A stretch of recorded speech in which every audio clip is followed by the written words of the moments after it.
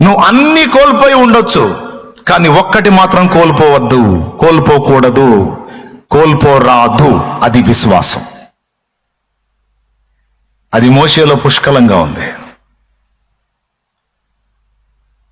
80 ఏళ్ల ప్రాయం వచ్చేసింది. ఇక మోషే విశ్వాసం కార్యం దాల్చడం మొదలుపెట్టింది, కార్యరూపం దాల్చడం మొదలుపెట్టింది. డైరెక్ట్ గా దేవుడే దిగొచ్చాడు. ఎక్కడికి వచ్చాడు?